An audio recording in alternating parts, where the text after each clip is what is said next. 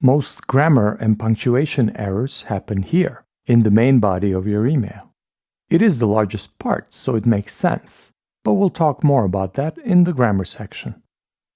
As far as the general content goes, the first rule for your main text is to get to your point quickly. Don't drag it out too long. If you have more to say, make your point first and then elaborate in the following paragraphs. But it's still best to keep it simple and concise, short, because if your email's too long, it may get skimmed, just looked over quickly, and you may not get the exact answers that you were looking for. Or even worse, if it's very long, your email may not get read at all, and you will not get anything out of it. If you have several larger or very different subjects, consider sending separate emails for each one of them. If your topics are short, you can use bullet points to separate them to make sure they don't get buried in the text. You can use dashes or bullets, Alt-8 or Option-8, to start each line. And whatever message you have, it is good practice to use paragraphs to separate parts of your email. Just hit Enter or Return after each topic or a group of thoughts. It is so much easier to read that way. Make sure your language is specific and ask questions that you need answered. Check your email before you send it out and do your best to verify that you've actually asked all the questions and that they are very clear, that they can't be misunderstood.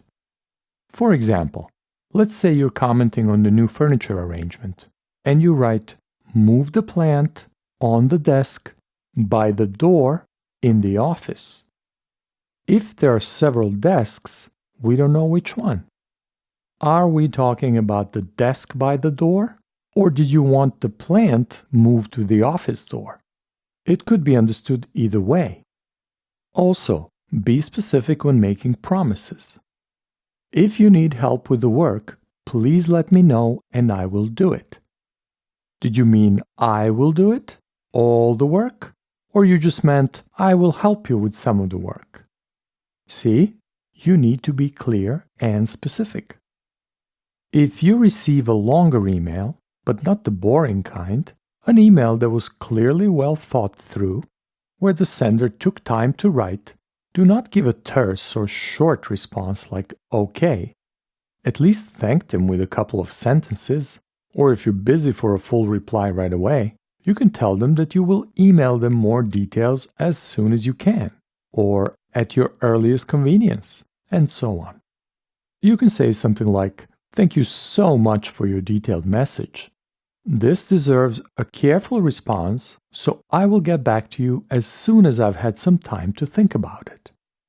How's that? Doesn't that sound nice?